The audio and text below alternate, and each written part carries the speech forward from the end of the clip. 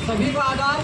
आज इधर तहसील ऑफिस के अपोजिट में हमारे दलित संगठन समिति पूरे दलित भाई और मुस्लिम भाई सब लोग मिलकर एक एहतजाज कर रहे हैं। हमारा एहतजाज करने का मकसद रियासत कर्नाटक के अंदर बिल्कुल तो दलित समाज के साथ और मुस्लिम समाज के साथ जो नाइंसाफियाँ हो रहे हैं, जैसा कि गवर्नमेंट लैंड के ऊपर गरीब गुरबा जो रोज करके खाने वाले, जिनके पास उतनी ताकत नहीं कि वो प्लाट खरीद सके, जिनके पास उतनी ताकत नहीं कि खेत खरीद सके, सरकार की जमीन के ऊपर वो लोग खेती कर रहे हैं, अपना पेट पाल रहे हैं और पूरे भारत की जनता को जो है ना अनाज दे रहे हैं, जवारी चावल टिकाकर।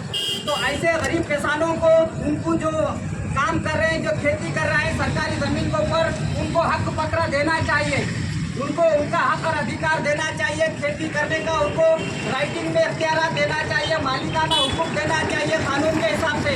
हिंदुस्तान का कानून है कि जो भी किसान जमीन के ऊपर किसानी कर रहा है वो सरकारी जमीन पे तो सरकार जो हो ना उसको हक पत्र देना चाहिए, सार्वजनिक चीज उसको देना चाहिए।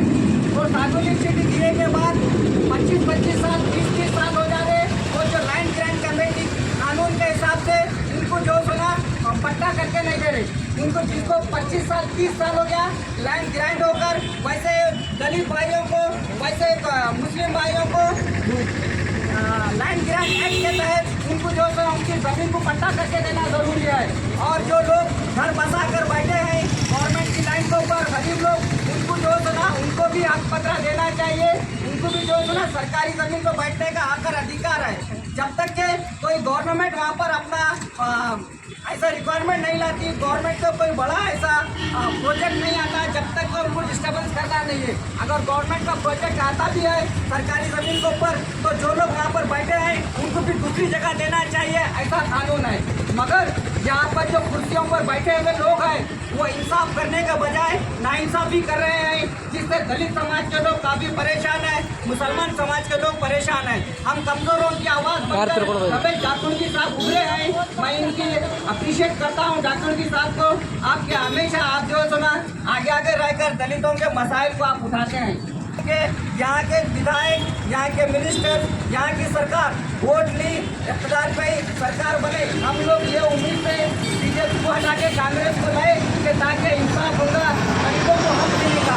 मगर मेरा एक दोस्त है, उसकी ज़मीन 1978 में उसको लैंड ग्रांट हो गई, 1978 में लैंड ग्रांट हो गई, 2000 में 2000 में उसका जो सुना फैसल पत्रिका बन गया, आकार पर बन गया, 100 बन गया, उसकी जमीन पट्टा हो गई।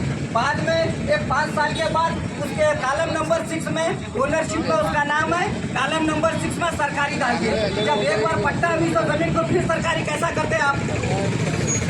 उनसे कानून से आप कर रहे, आप कुर्सी पर बैठ के चाबी बटना दबा देते, लोगों को चपला फाड़ने के वास्ते परेशान कर डालते। तुम्हारा एक कलम इंसान की जिंदगी बर्बाद कर रहा है। उन्हें जो सुना तहसील ऑफिस के चक्रा फाड़ना, तुम्हारी एक मिस्टेक को सुधारने उन्हें 10-10 साल चपला फाड़ ले रहा उन्हें। हाँ ठीक है, जब अदालत में देंगे, अदालत से फैसला आता है कि ये कानून, ये एक्ट के तहत ये कर सकते हैं, वो तो कानून पास होता है, हमारा हक हमको मिलेगा। मगर हमारे 10 साल की तकलीफ, 10 साल के हमारे मसाइल, उसका जुर्माना कौन भरेगा? खाली ऑफिसर को सस्पेंड करने से कुछ नहीं होता, गलती करने वाले को पनिशमेंट मिलना चाहिए। तो ये ऐसे मसाइल है, तमाम मसाइलों का हल होना चाहिए।